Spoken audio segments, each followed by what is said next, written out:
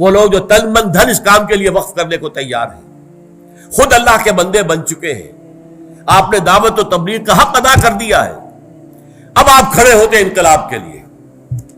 اس کے بھی 3 مرحلے ہیں۔ پہلا مرحلہ پیسو ریزسٹنس۔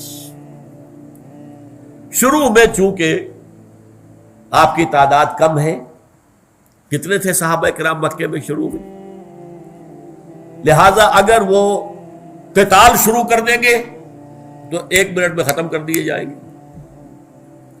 لہذا پیسو ریزسٹنس، لوگوں کی مارے کھاؤ، خود جوابی کارروائی کوئی نہ کرو۔ No raising of hands even in self defence. 12 سال تک مکے میں حضور کا یہ حکم نافذ رہا۔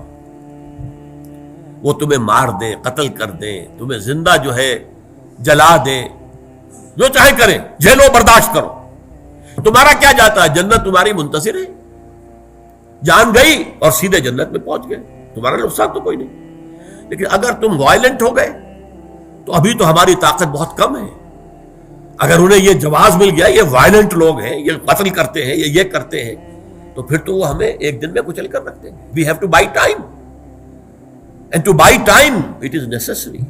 پیسو ریزسٹنس، صبر کرو، جھیلو، برداشت کرو، کوئی جوابی کارروائی نہیں۔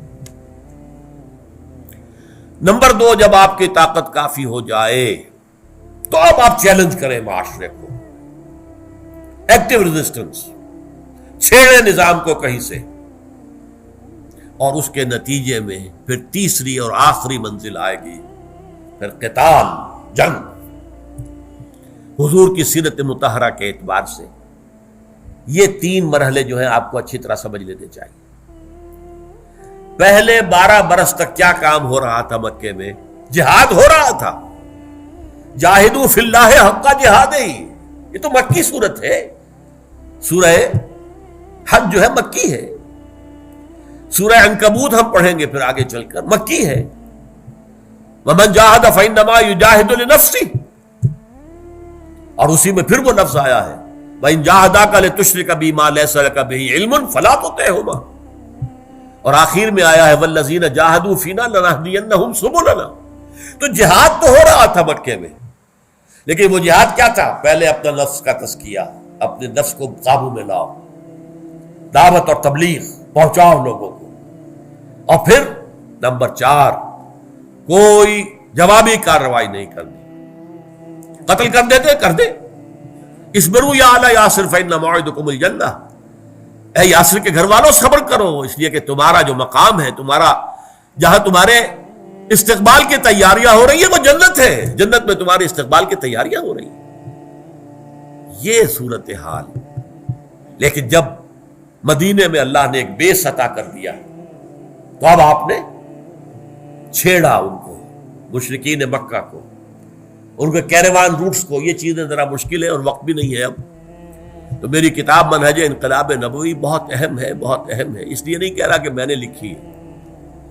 انقلابی عمل کے اعتبار سے سیرت کا تجزیہ جو ہے آپ کو کہیں اور نہیں ملے گا، میں اس کا دعویٰ کر رہا ہوں ڈنکے کی چوٹ۔ ایک ہے سیرت، جیسے آپ کہتے ہیں ہسٹری، فلاں سن میں یہ ہوا، فلاں سن میں یہ ہوا، فلاں کو شکست ہوئی، فلاں کو فتح ہوئی، فلاں کا یہ واقعہ ہو گیا، یہ بغاوت ہوئی، یہ ہسٹری ہے۔ سیرت میں بھی یہ واقعات آپ لیتے جا رہے ہیں، یہ ہسٹری، یہ سیرت ہے۔ ایک ہے فلسفی آف ہسٹری، یہ کیوں ہوا، فتح ہوئی تو کیوں ہوئی، شکست ہوئی تو کیوں ہوئی، کوئی اوپر گیا تو کیوں گیا، کوئی نیچے گیا تو کیوں گیا، یہ ہے فلسفی آف ہسٹری۔ تو سیرت اور ہے اور سیرت کا فلسفہ اور ہے، فلسفی آف دی سیرہ۔ تو میں دعوے دار ہوں اس بات کا کہ میری کتاب منہج انقلاب نبوی یہ فلسفہ سیرت کے اوپر کتاب ہے، واقعاتی اعتبار سے بھی ہے لیکن اس کا تجزیہ ہے فلسفیانہ انداز میں۔